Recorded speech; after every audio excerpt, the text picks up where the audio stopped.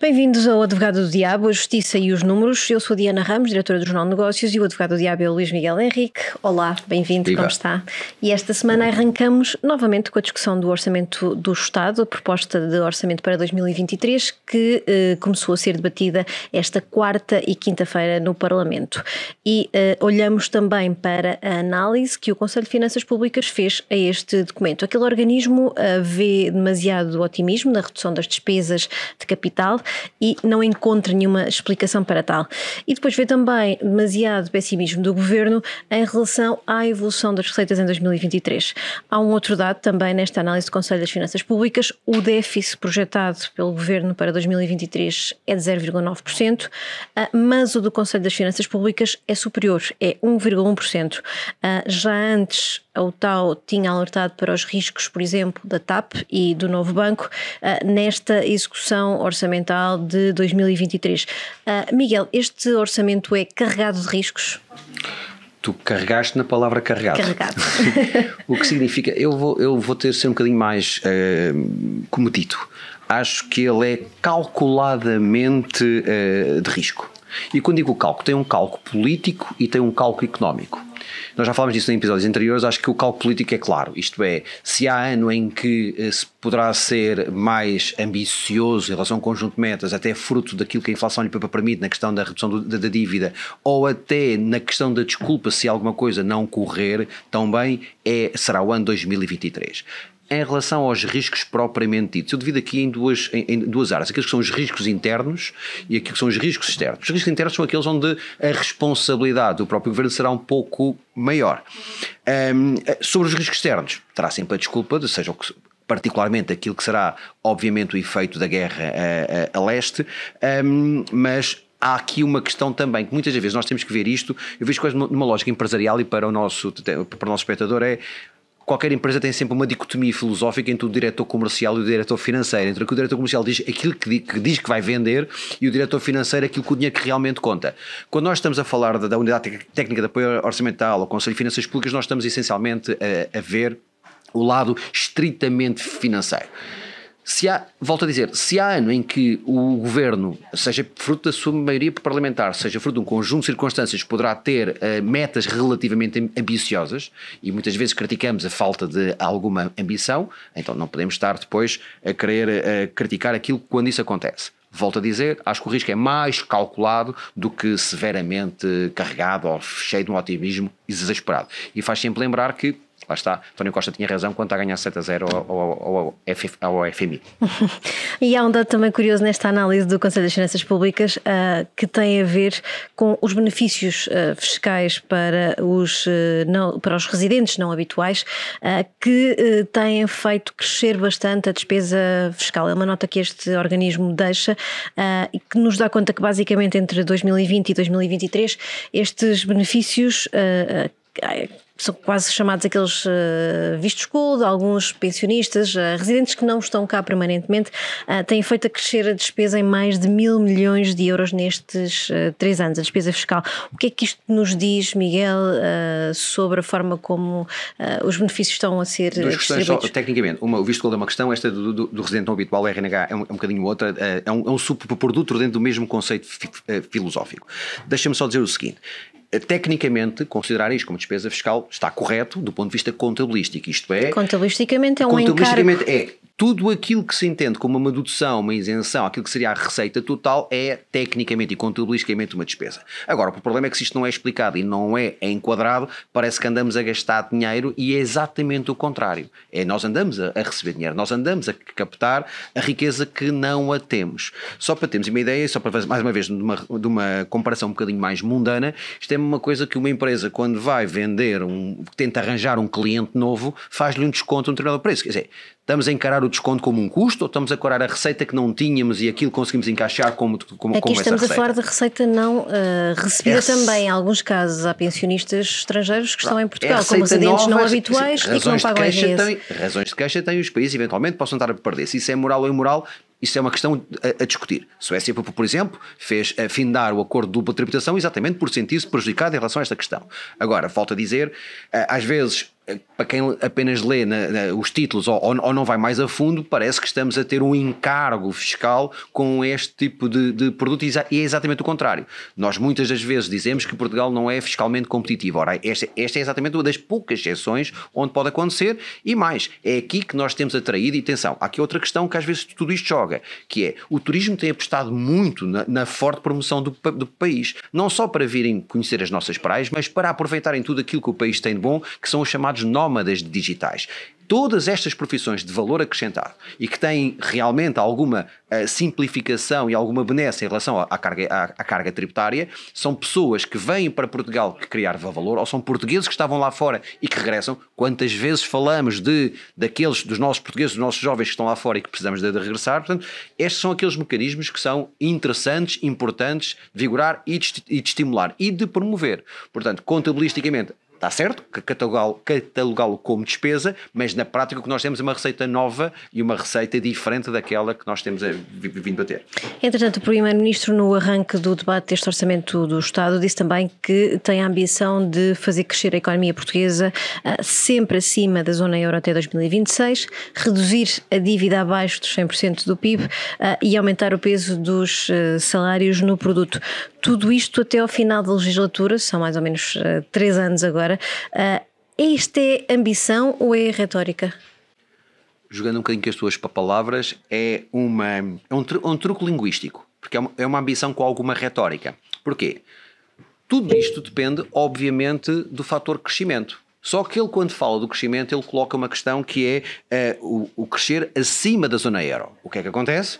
Todos nós sabemos que a zona euro vai passar por uma certa recessão, isto é, não vai crescer o normal. Então, há ambição, existe ambição, mas é uma ambição controlada através de um truque linguístico que é, ele vai crescer, mas apenas quer crescer acima da zona euro. Mas os outros ou caem ou crescem tão pouco. Os outros dois já estão mais ou menos calculados, isto é, a redução da dívida vai funcionar por força do próprio fruto da inflação e do valor nominal que isso vai aportar. E em relação à questão do peso dos salários do produto, isso já foi conseguido e alcançado em sede de acordo com os parceiros sociais, portanto é quase uma consequência natural daquilo que já foi negociado.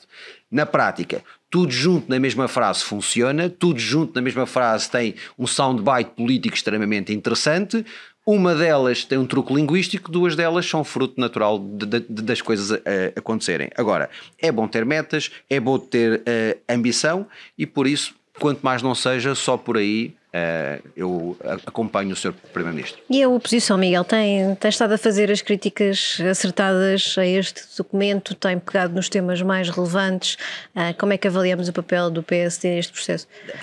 Deixa-me só, quando falaste em oposição, aquilo vamos separar à esquerda e à direita porque vivem mundos muito diferentes. Primeiro, a oposição tem um problema crasso que é apenas trabalha aquilo que gera soundbite. Portanto, se não gera soundbite, por muito estrutural e importante que seja para o país, a oposição da esquerda à direita tem alguma dificuldade em pegar, fruto da necessidade comunicacional que vive. Particularmente quando o PSD, o principal líder, a partir da oposição, tem um novo líder que precisa de notoriedade.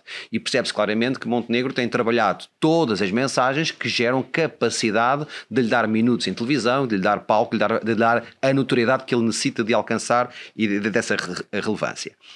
À esquerda, o que é que eu acho e o que é que eu analiso dentro daquilo que sei enquanto cidadão?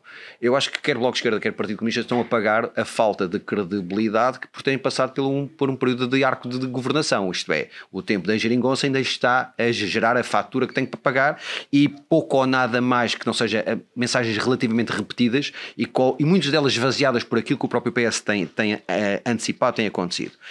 Ainda à direita do PSD, a Iniciativa Liberal de repente vai ficar muito refém de si própria, isto é, vai virar-se para dentro e não para fora. É um partido que Coutrinho, neste momento, criou um problema, ou poderá ser uma solução no futuro, mas no momento é um problema que terá que ser resolvido.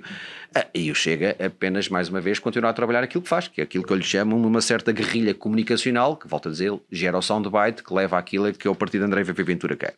Posto isto, há problemas relevantes que estejam a ser trabalhados pela oposição? Não. Se não fosse os Conselhos de Finanças Públicas, se não fosse a UTAU, se não fosse um conjunto de organismos independentes a trabalharmos, o resto do país passaria muito à margem daquilo que realmente é importante e estrutural daquilo que está no Orçamento de Estado.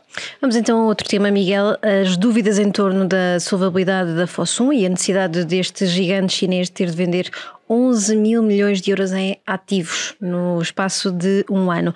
A Fosun é acionista em Portugal do BCP e da seguradora Fidelidade e tem repetido e garantido que as participações em Portugal estão a salvo. Como é que está a olhar para este risco gigante que surgiu de repente em relação ao acionista Fosun? A Fosun, pelo peso que tem, nomeadamente, e pela importância estratégica que tem na saúde, no mercado financeiro e segurador em Portugal, tem que ser vista com alguma atenção. E agora, à escala global, nestas situações, muitos olharão para o problema que a Fosun está a ter como uma preocupação, outros vão ver como uma oportunidade. Os seus concorrentes, em conjuntos de parceiros que eventualmente existam, possam começar a olhar para os negócios e para os ativos que a Fosun tem e perceber que alguns vão ser comprados a preço de saldo. Sendo que tem ativos muito relevantes, desde farmacêuticas à área do futebol, é muito disperso os negócios. 30 segundos o Olva Vabrenta, podemos conversar. Mas isto para dizer que uns olharão com preocupação, outros com oportunidade, como sempre tudo em relação à questão aqui. Quando se fala, há aqui uma coisa que eu eventualmente, já vamos conversar um bocadinho mais da Fidelidade e do BCP, eu não acredito assim tanto que essa assunção de força nas palavras da Fosun seja assim, porque muitas das vezes tu não vendes o que tu queres, tu vendes aquilo que o mercado te compra, ao preço que compra. Há uma coisa que é certa, de 7 mil a 11 mil milhões a Fosun vai ter que fazer. Se vai fazer, preferencialmente nos ativos que quer vender, é óbvio. Se o mercado lhes vai comprar ou pagar aquilo que precisa para fazer o valor total, não sabe. E então é aqui que o BCP e é aqui que a Fidelidade eventualmente poderão estar mais expostos. Isto é isso, e como é que ficam estas duas empresas relevantes para Portugal? O BCP e a Fidelidade têm que continuar a fazer o trabalho que têm a fazer, nomeadamente a administração do Miguel Maia tem que fazer a recuperação que tem vindo a ser feita e excelente. E a partir daí, sendo, obviamente, particularmente na Fidelidade, pela participação gigantesca que tem no capital social, mas também pela participação importante que tem no capital social do Millennium BCP, quem chegar para ficar com a posição da Fosun, obrigatoriamente tem que perceber e aceitar o plano que estará a ser traçado. Há uma coisa que é importante, que é, quando a Fosun está a dizer que a Fidelidade ou o Millennium BCP são ativos para não vender, eu não sei se é realmente assim ou se é apenas uma posição negocial para não fragilizar mais ainda a posição de quem vende. Isto é, se o mercado sabe que eu estou necessitado de vender aquele ativo, eu vou receber menos.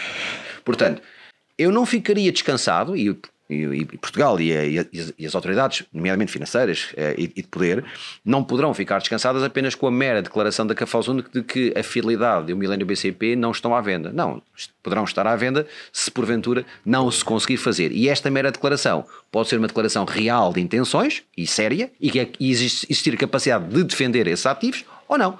Pura e simplesmente até pode ser algo comercialmente, é um argumento comercial para não fragilizar e potencialmente, mesmo que o queira, o mercado poderá não respeitar e é aquele que vai querer comprar, eles vão ter a pressão de vender. E este problema da falta de capital em Portugal que fez com que alguns investidores estrangeiros de facto chegassem às empresas nacionais, às maiores empresas nacionais, está a começar a transformar-se numa dificuldade para estas empresas. Era uma dificuldade a ausência de capital e agora também a fragilidade destes acionistas que chegaram do estrangeiro. Eu sinceramente, poderá haver até outras questões. Primeiro, o investimento estrangeiro direto, IED, é fundamental para o fomento e para o crescimento da economia portuguesa. Não existe estruturalmente, isso daria quase um outro programa, que é perceber o que é que se passou nos últimos 50 anos na nossa economia e do ponto de vista político que levou a este ponto, mas não querendo fazer daqui uma aula de história de economia e de política, o que importa é que não existe capital suficiente em Portugal e ele tem que vir de fora. E, mais uma vez, não vem só quem nós queremos, vem quem está interessado e quem nós conseguimos captar. A partir desse momento e dessa condição sine qua non, vais ter que viver e conviver com o resto.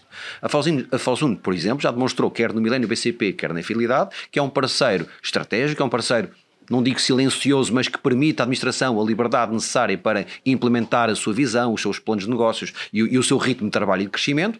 Cabe, se tiverem que sair, a encontrarem os parceiros que consigam fazer igual ou melhor ainda. Agora, que continuamos a precisar de saber captar investimento e capital estrangeiro, sim, porque em Portugal não existe capital suficiente para fazer crescer a nossa economia. E aqui voltamos ao princípio e às declarações de António Costa. Sem crescimento da economia, nada daquilo que aquele aponta irá funcionar. Muito obrigada, Luís Miguel Henrique, por mais esta análise. Está assim fechado mais um episódio do Advogado do Diabo, a Justiça e os Números. Até para a semana.